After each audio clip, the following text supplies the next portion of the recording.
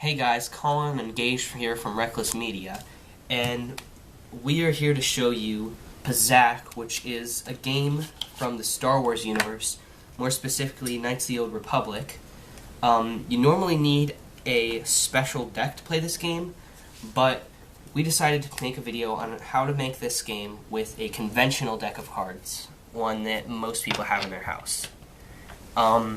Gage will explain more while I sort them out. Alright, so Pazaak is pretty similar to the popular game Blackjack, where both teams try to get 21. But in this game, both players will try to get to 20 first, as close as they can get to 20, without getting over. So they'll take turns flipping from a central stack, and as you can see here, all the cards in the central stack are above the value of 6, because that's kind of how we have to do it. So it goes from 6 all the way to 10, and then we use the Joker card for the value of 11, which, if you played Pazaak on Knights of the Old Republic, you know that the card values go from 1 to 11. And then all the cards of the value 5 or below, we put in this kind of extra deck, which becomes the player's hands during the game. But we'll explain more about that later. So basically, you'll just take turns flipping from this central stack and try to get as close to 20 before the other person does. You don't need any of those royal cards that were set over there. You can use them for something else that we'll mention later, but they're not necessary for the regular game at all.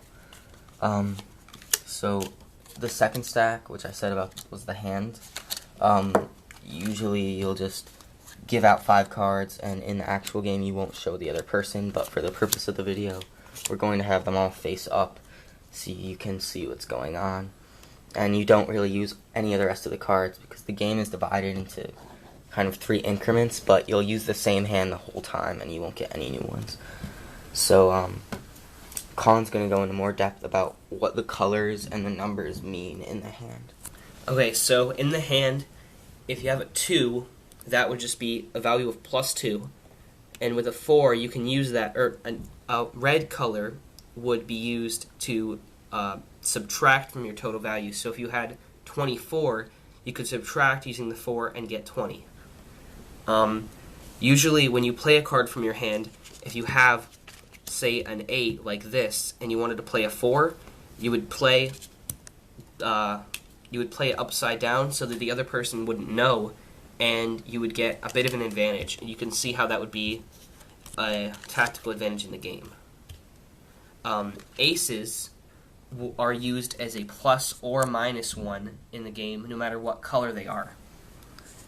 Yeah, so they can be really useful because you can use them to go up from 19 to 20, or down from 21 to 19, or even just to get you closer to that number, because sometimes it ends up just being the person who's closest wins, not the person who gets to 20.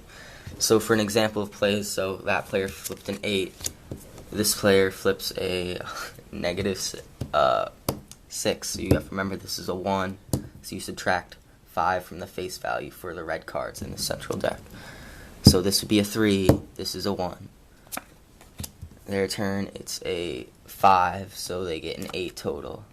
6 plus 1 is 7. Then we got 9 in there, so that's 17. And then at that point, he can play a card from his hand. You can play the card before you flip if you want, or after you flip. So he just plays a 3, and since that's a +3, his total is 20.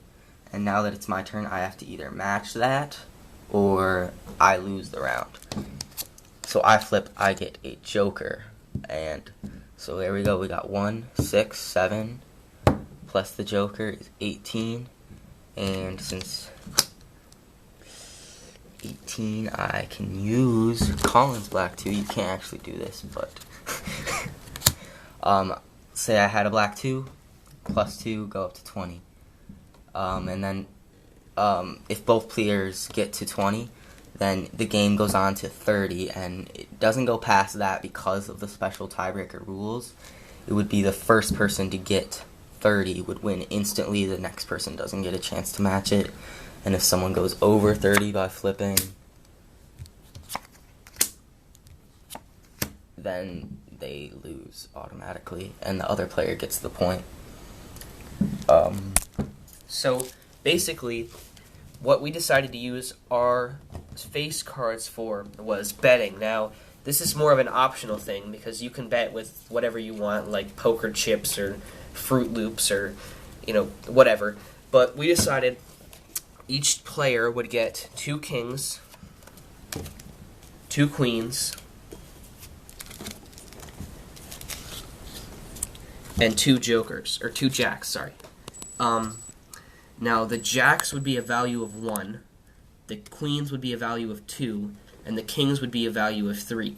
So that can be 1, 2, or 3 of whatever you want, like $1,000, or $1, or $10, or anything really, or 10 Fruit Loops.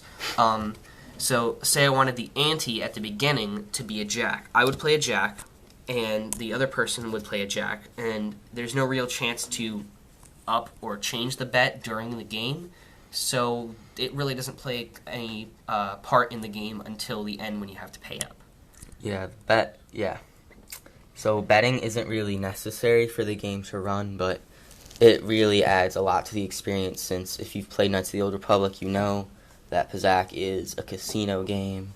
You usually use that to get money by betting, and if you've ever played poker without betting, you know it's not nearly as fun. I mean, even if you're betting stuff that's not really worth much, it still adds to the experience. And again, you don't need to use these cards. You can use poker chips or something. So that's really all we have to say. Hope you understood how to play Pazaak, and you should try it out because it's a really fun game. Alright, remember to subscribe if you liked the video. This was Collin. This was Gage, if you didn't know. See you.